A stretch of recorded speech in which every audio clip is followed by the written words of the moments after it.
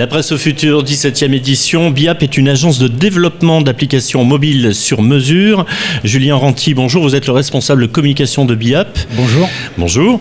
BIAP est une société qui existe depuis une dizaine d'années ? Un peu plus de 10 ans, créée en 2011 par 3 cofondateurs, Anaïs Vivian, Cédric Guinoiseau et Yann Borisov. Expliquez-nous ce que vous faites. Alors c'est simple, on accompagne les marques à développer et à activer leur potentiel mobile auprès de leurs utilisateurs. Et donc pour ça, on développe pour eux, on conçoit et on développe pour eux des applications mobiles utiles et impactantes pour leurs utilisateurs finaux. Et vous avez ces derniers temps quelques belles prises, si je puis dire. C'est ça. On commence à avoir une belle spécialisation dans la verticale presse et médias avec de belles marques et de beaux titres de presse. Et cette année, on n'a pas dérogé à la règle avec de nouvelles applications mobiles qu'on a développées pour notamment la Provence, la Dépêche, Rugby-Rama, qui sont des beaux titres médias et presse. Ouais. Ce sont des groupes ou des médias qui avaient déjà des applications mobiles. Vous êtes en train de les refondre, de les repenser. Vous proposez quelque chose de totalement différent de ce qui existait. C'est ça, les applications mobiles en général sont déjà existantes pour ces marques-là, pour ces titres-là.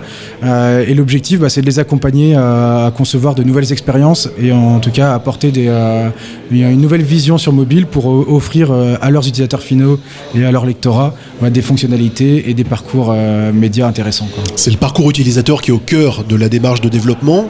Quelles sont les innovations en la matière ?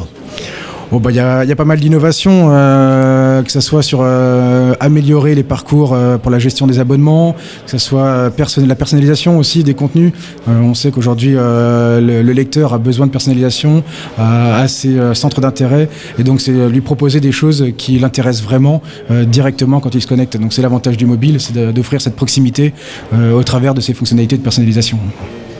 Ça veut dire que demain, vous pensez que on va aller de plus en plus faire une lecture des médias traditionnels sur, c'est déjà le cas, mais au-delà d'Internet, sur son smartphone ou sur sa tablette, et abandonner le print, ou le print sera toujours là, présent ?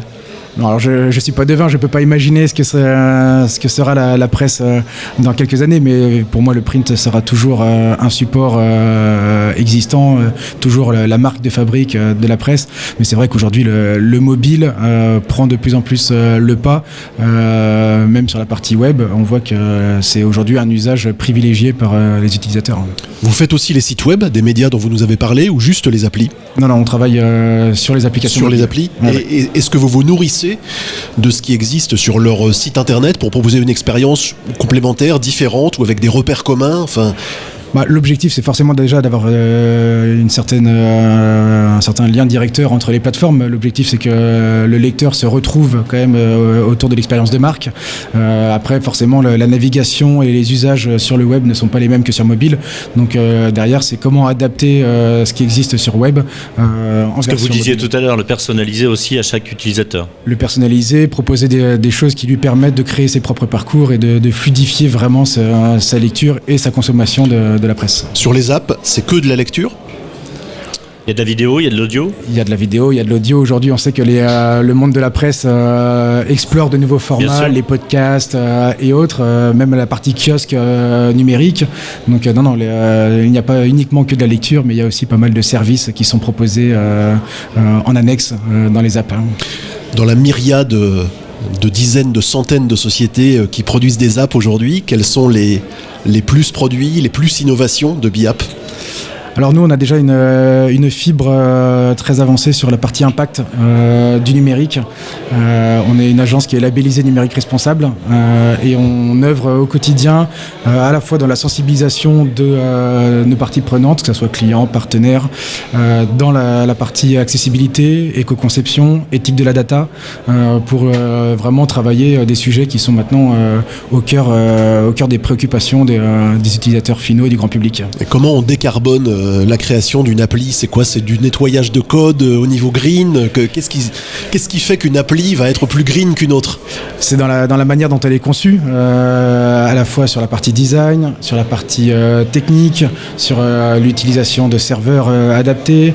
Il y a vraiment une chaîne globale qui est à travailler quand on développe des applications mobiles pour justement diminuer son impact au quotidien. Comment vous appréhendez l'IA aujourd'hui ? L'IA, on l'appréhende surtout sur une phase d'études et recherche encore aujourd'hui pour voir comment dans le secteur du mobile et du développement des applications on va pouvoir s'en servir, parce qu'on sait que on l'observe bien aujourd'hui avec tout ce qui arrive sur l'IA générative. Aujourd'hui, comment nous on peut l'utiliser? On sait qu'elle va être utilisée, on sait qu'elle va être intégrée. Maintenant, c'est de trouver le bon créneau pour ça.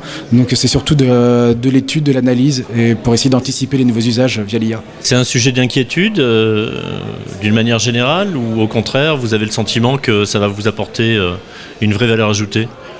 Non, c'est pas de l'inquiétude. Il n'y a pas d'inquiétude. C'est une opportunité. On le voit comme une opportunité avec de nouvelles possibilités qui vont se créer. Il y a des métiers qui vont être... Il y a des métiers qui vont être chamboulés, qui vont être retravaillés, à la fois sur la partie design, sur la partie développement et ligne de code à proprement parler. Enfin, l'IA va vraiment intervenir sur tous les secteurs. Donc je pense que c'est surtout cette phase qui est importante aujourd'hui, de bien analyser pour ensuite créer des modèles où on peut l'intégrer de façon éthique, cohérente aussi. Combien ça coûte une app? Je vous retourne la question, combien coûte une maison? Il y a de tous les prix. Voilà, c'est... De quelle fourchette? Vraiment, c'est une question de béotien. Hein. Oui, non, on va dire que une application mobile aujourd'hui à 100 000 euros, on peut commencer à avoir quelque chose d'intéressant. En dessous, c'est compliqué.